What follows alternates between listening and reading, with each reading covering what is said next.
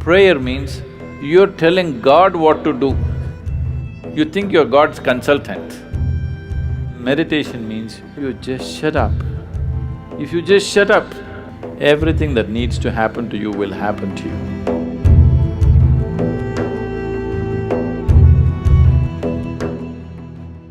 So touching that dimension which is beyond the physical means you want to touch that dimension which is the basis of the physical.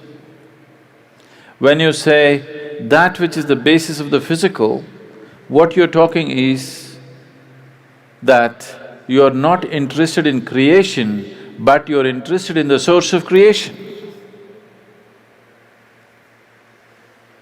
There, if you go and stand in front of the Creator, at least there you must keep your ideas down, isn't it?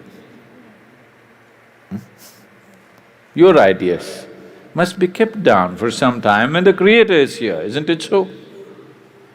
Isn't he the biggest idea? It's like, there was a man in Pennsylvania, where are you from? Ah. It rains, it doesn't flood there. That's why we put Seattle on the coast.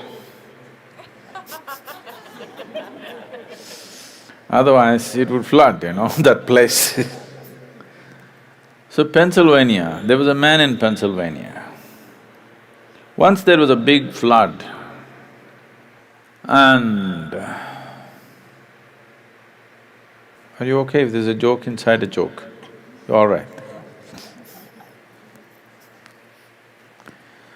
The flood was beginning to happen, the water was filling up, and there was a very enthusiastic young journalist who was reporting stage by stage, hour by hour as to how the flood is progressing, Because that is journalism. Somebody is drowning, report to the world, this man is drowning, look at him drowning, take it on the video and show it to everybody how a man drowns. You don't throw the goddamn camera and get the man, no.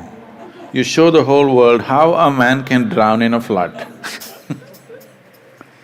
So, these are not the days of video cameras, only, Morse code is how the report is being filed.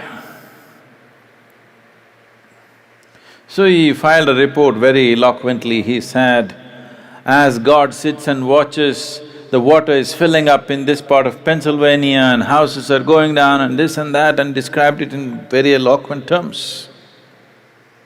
Then he immediately got a response from his editor, leave the flood, interview God.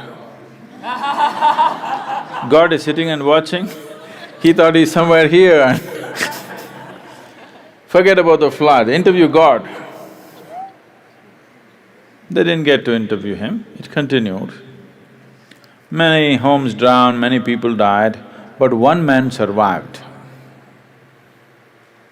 This man who survived went to New York City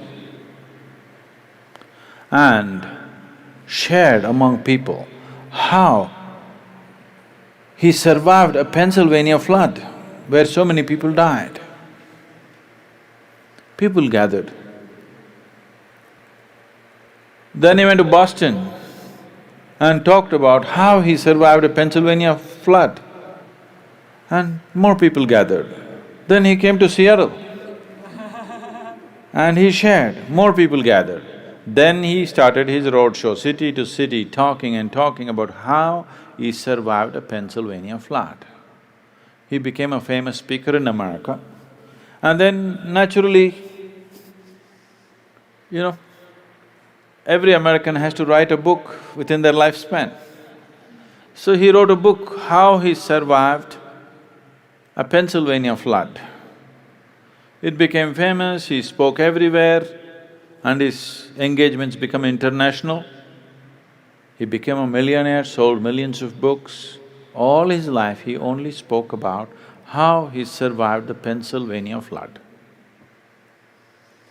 And one day he died, not in a flood, he died. And they had an assembly. He went through the pearly gates And there was an assembly of people and there was an opportunity to speak. A few people could speak. So he told his neighbors, I will share my experience about how I survived Pennsylvania flood. Somebody nudged him and said, there is no one in the audience.